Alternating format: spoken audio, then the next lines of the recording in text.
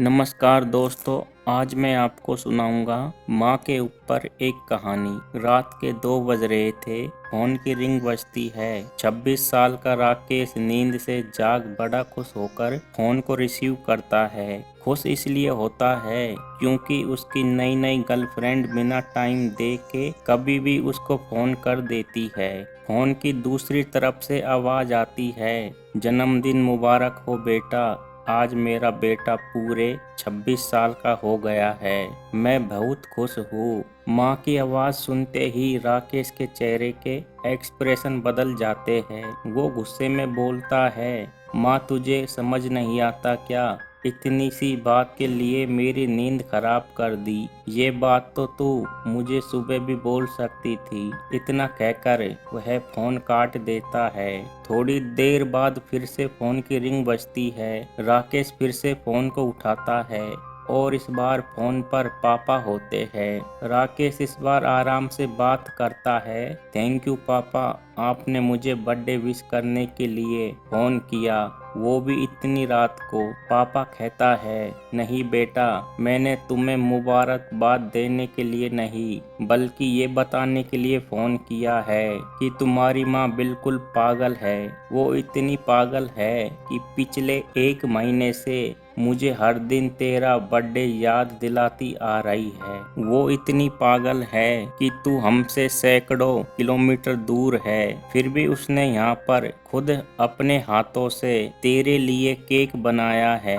ऊपर से ये जिद कर बैठी है कि जब तक तुझे विश नहीं कर देती तब तक न खुद खाना खाएगी न मुझे खाने देगी। राकेश सब ध्यान से सुन रहा था और बोला, नहीं पापा, माँ बिल्कुल पागल नहीं है। पापा कहता है, नहीं बेटा, तू अपनी माँ के पागलपन को नहीं जानता, मैं जानता हूँ। वह तो 26 साल पहले ही पागल हो गई थी जब डॉक्टर ने उससे कहा था या तो हम बच्चे को बचा सकते हैं या आपको। उसने बिना 1 सेकंड भी सोचे बच्चे को बचाने का फैसला ले लिया और मुझे भी कसम देकर उस फॉर्म पर साइन करने के लिए मना लिया था जिस पर लिखा था उसकी जिंदगी इस ऑपरेशन से खतरे में और अगर उसे कुछ होता है तो उसके लिए जिम्मेदार डॉक्टर नहीं होंगे। अब तू ही बता, बिना तुझे देखे जो औरत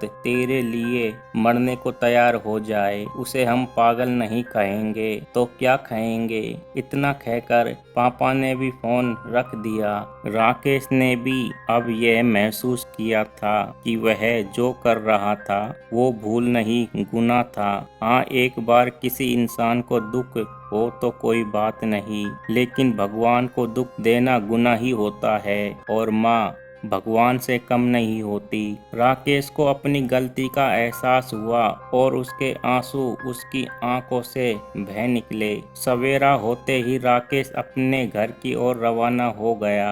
अपने माँ बाप से माफ़ी मांगने के लिए घर पहुँचते ही उसने पहले माँ से माफ़ी मांगी जिसने उसे गले लगा लिया।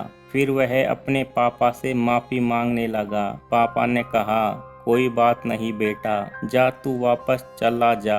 तेरी माँ हमेशा कहती थी कि तू उसे बुढ़ापे में संभाल लेगा, लेकिन मैं उसे समझा दूंगा। जैसे आज तक मैं उसे संभालता आया हूँ वैसे ही आगे भी उसका ख्याल रखूंगा। उसे भी ये समझ लेना चाहिए, जो बेटा उसके एक फ़ोन करने से परेशान हो जाए वह उसे उम्र भर क्या संभालेगा। बाप की ऐसी कड़वी बात सुन राकेश की आंख बहने लगी। वो सर झुकाए अपने पापा के सामने चुपचाप खड़ा रहा। अपने बेटे को परेशान देख माँ आगे आती है और पापा को कहती है, जाने दीजिए, माफ कर दीजिए, हमारा ही बेटा है।